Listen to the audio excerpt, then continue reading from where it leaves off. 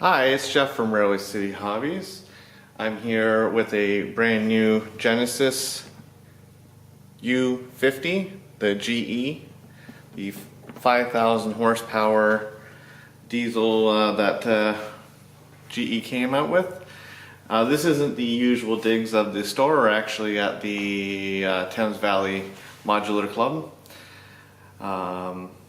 So we'll start unpackaging and we'll have a look at it.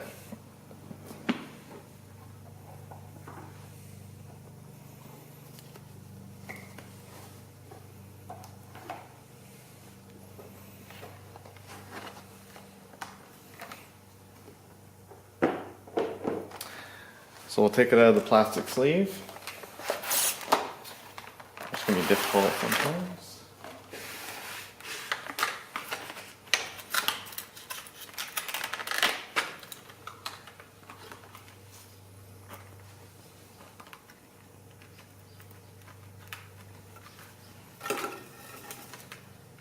Now this big behemoth is actually pretty heavy, surprisingly. I weighed it just before I came out to the club here, just to get some accurate information. It weighs 27 ounces. To give you a comparison of something that weighs just as much, actually less, would be the Kato SD90 Mac. It weighs 21 ounces. So, this should pull really good. Trying to get this out. Now, if you notice on here, the actual steps aren't installed. They do come in a separate baggie in the package.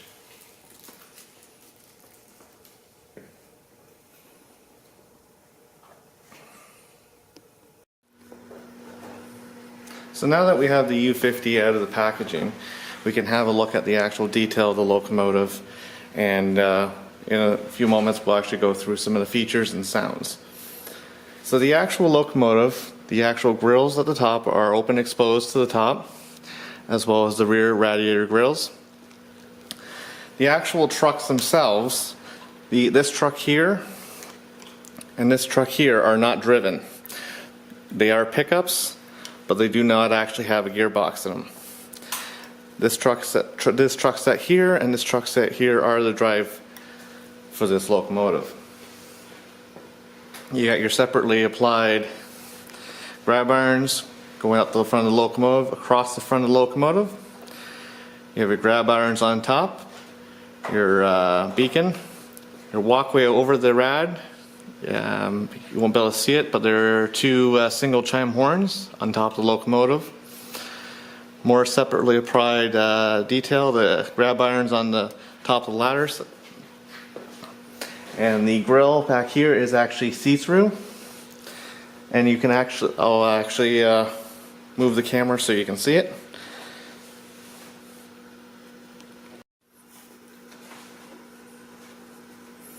Sorry, I actually had to readjust the camera, just the legs were up too high and I couldn't get down low enough.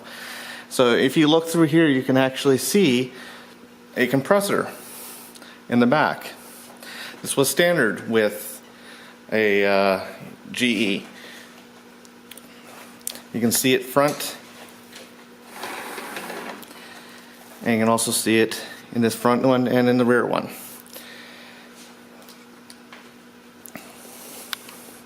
I'm actually going to take the camera, we're going to look down into the actual grills on top. That's the forward grill.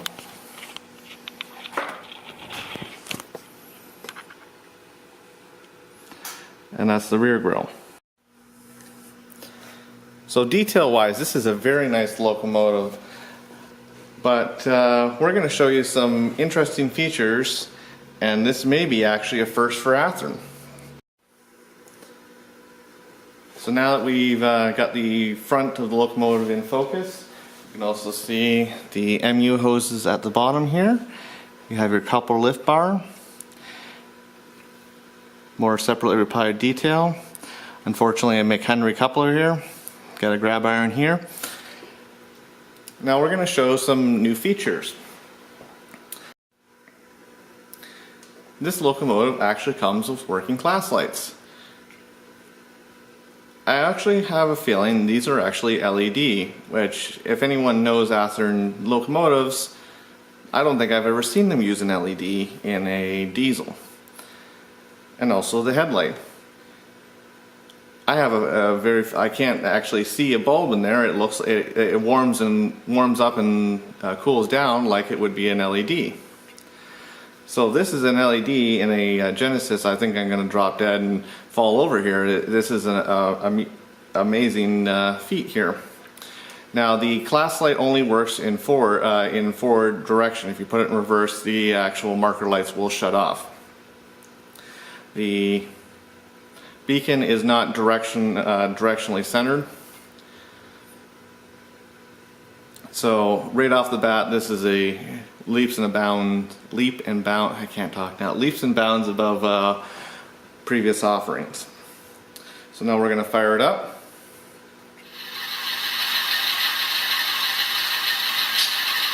I'm just going to tip it off the rail just to get to its startup sequence. So you can hear the first prime mover start up.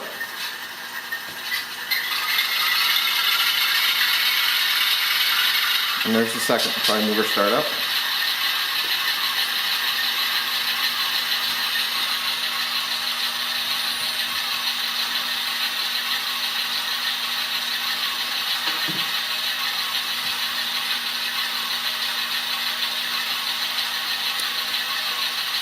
We're just going to move her forward and back a little bit. I love that single chime horn.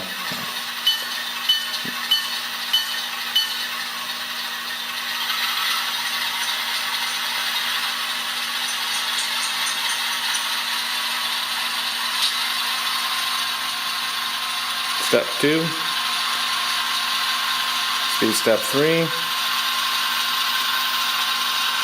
speed step 4,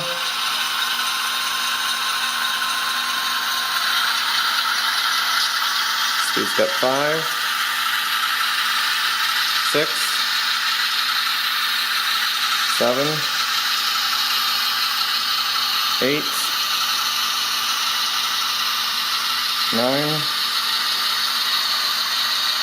10, so that's 9 there,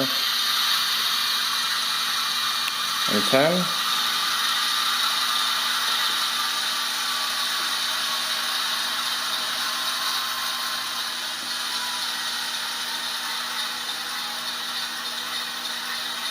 now we're also going to look at the back here.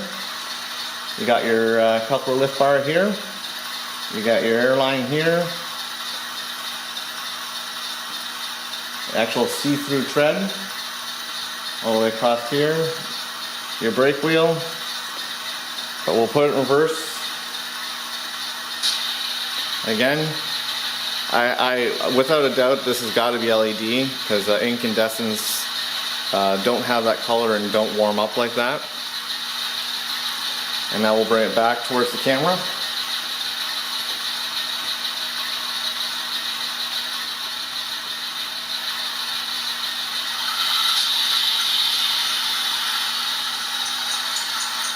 Speed step 1.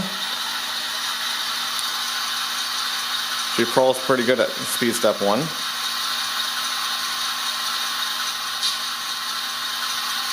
Speed step 3.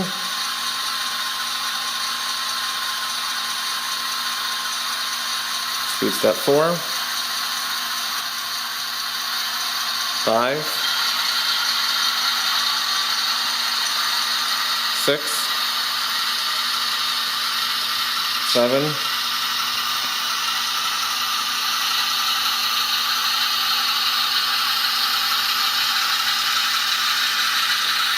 8, 9,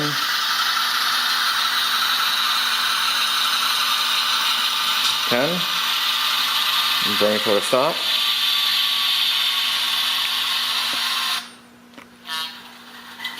Must have hit a piece of dirty track there.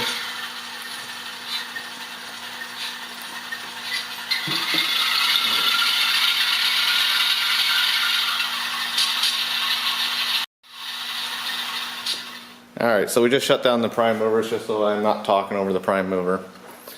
Overall, this is a very nicely packaged, nice packaged locomotive. It has the weight at 27 ounces. Unfortunately, I don't have the drawbar tester with me to actually know the how much this actually can pull, but at 27.1 ounces, it's 6 ounces heavier than the heaviest diesel I've seen out there. So if you're in the market for a U50, you want to model the 60s and 70s, and you want to see pull a long freight train, and you're modeling Union Pacific, this is your train. This would have came factory equipped with two FDL 16 early prime movers, which each put out 2,500 horsepower. So total, this was a 5,000 horsepower locomotive. Even today, they haven't, with the exception of the SD90 Mac, they haven't actually gotten that far or surpassed it, considering this was from the 60s. So overall, fantastic locomotive, great detail.